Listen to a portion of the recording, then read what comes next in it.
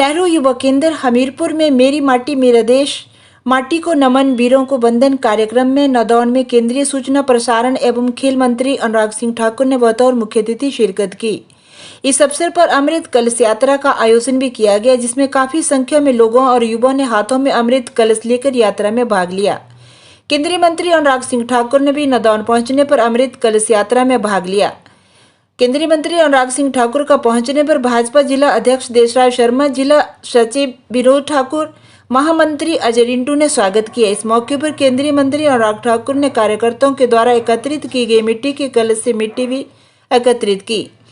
इस अवसर पर केंद्रीय मंत्री अनुराग सिंह ठाकुर ने कहा कि मेरी माटी मेरा देश के तहत देश के हर घर से मिट्टी लेकर एकत्रित किया जा रहा है। उन्होंने कहा कि देश की राजधानी में अमृत सरोवर में मिट्टी को ले जाया जाएगा। उन्होंने कहा कि अमृत वाटिका बनाने की काम किया जाएगा और आज़ादी का अमृत मेमोरियल भी बनाया जाएगा, जिससे देश के युवाओं को प्रेरणा मिल सके। मेरी माटी मेरा देश आज़ादी का अमृत महोत्सव का वो कार्यक्रम है जहां देश के हर घर से मिट्टी इकट्ठी करके अमृत वाटिकाएं बनाई जा रही हैं, शिलाफलकम लगाए जा रहे हैं और साथ ही साथ अब इसको ब्लॉक स्तर पे करके यहाँ से प्रदेश की राजधानी से होते हुए देश की राजधानी में 30 अक्टूबर को देश भर से 75,000 से ज़्यादा युवा आएंगे। 7500 से ज़्यादा ब्लॉकों से एवं शहरी क्षेत्रों के वार्ड से अमृत कलश यात्राएं जो निकली हैं उनकी मिट्टी को एकत्र करके देश के प्रधानमंत्री नरेंद्र मोदी जी इन युवाओं को संबोधित भी करेंगे और उसी दिन अमृत वाटिका वहां पर बनाई जाएगी जो इंडिया गेट पे बनेगी और आज़ादी का अमृत मेमोरियल ये भी वहां पे बनेगा ताकि देश के युवाओं को भविष्य के लिए प्रेरणा मिल सके और गुलामी की मानसिकता से मुक्ति पाए, उन वीरों का वंदन कर सके और मिट्टी को नमन कर सके जिन्होंने सदा हमें प्रेरणा दी है।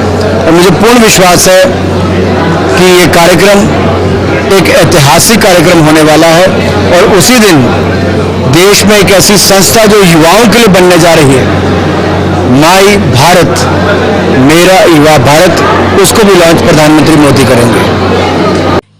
केंद्रीय मंत्री अनुराग सिंह ठाकुर ने कहा कि पीएम मोदी ने हमेशा सेना का मनोबल बढ़ाया है और आज कोई अगर सेना पर प्रहार करता है तो उसे दुगना जवाब दिया जाता है। अनुराग ठाकुर ने कहा कि हिमाचल के कसौली में एक कांग्रेस नेता आता है और कहता है कि मोदी सरकार में सर्जिकल स्ट्राइक आतंकवादियों के खिलाफ नहीं करनी चाहिए थी और आतंकवादियों को पाकिस्तान से बातचीत करनी चाहिए थी। उन्होंने कहा कि जब सर्जिकल स्ट्राइक हो रही थी तो कांग्रेस नेताओं ने सबूत मांगे थे। उन्होंने दो टूक शब्दों में कांग्रेस को कहा कि सुन लो, तुम्हारे दिल जुड़े होंगे पाकिस्तान के साथ, लेकिन यह नया भारत सशक्त है जिसमें तोड़ने की कोशिश करने पर फोड़ने का काम भारत करेगा।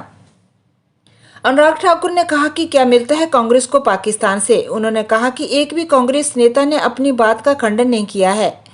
उन्होंने सवाल पूछा कि क्यों बार बार कांग्रेस को पाकिस्तान प्रेम नजर आता है। उन्होंने कहा कि चीन के अतिक्रमण करने पर सैनिकों के जवाब देने से समय भी सेना के पक्ष में नहीं बोले थे राहुल गांधी। उन्होंने कहा कि चीन के लिए कांग्रेस फंड से पैसा कितना गया है आज तक नहीं बताया गया है। उन्होंने कहा कि चीन में ओलंपिक में भी बंद कमरे में गांधी परिवार व कांग्रेस नेताओं के हस्ताक्षर हुए थे, आज तक नहीं बताया है। उन्होंने कहा कि चीन और पाकिस्तान प्रेम कांग्रेस का बार बार सवाल खड़ा करता है कि कांग्रेस की क्या मंशा है। मित्रों, कांग्रेस का एक नेता आता है हिमाचल प्रदेश की कसौली में,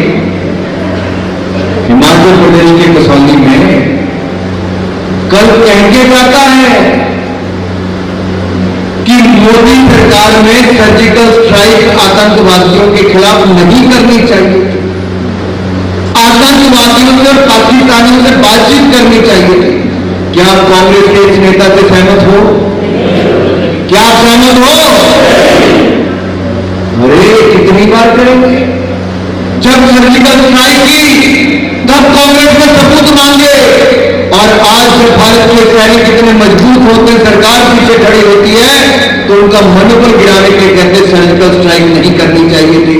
अरे सुन लो कांग्रेस वालों, सुन लो कांग्रेस के नेताओं, तुम्हारे दिल जुड़े होंगे पाकिस्तान वालों के साथ, लेकिन यह नया भारत है, सशक्त भारत है, कोई आंखें उठाकर देखेगा, भारत को तोड़ने की कोशिश करेगा तो फोड़ने का काम भारत करेगा। संकट के बीच में भी भारत का नाम ऊंचा करके और दुनिया में शांति का संदेश देने का काम किसी ने किया है तो नरेंद्र मोदी जी ने किया है।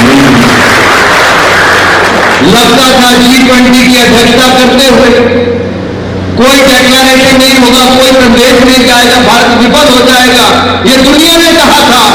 लेकिन जहां नरेंद्र मोदी है वहां विफलता नहीं, नामुमकिन को मुमकिन करने का काम नरेंद्र मोदी जी ने किया, जो पिछले कई सालों में नहीं हुआ। वो प्रधानमंत्री मोदी जी ने करके दिखाया। एक मंच में दुनिया भर के नेताओं को एक स्वर में एक डेक्लेरेशन करने के लिए इकट्ठा किया तो नरेंद्र मोदी जी ने करके दिखाया। ये बढ़ते भारत की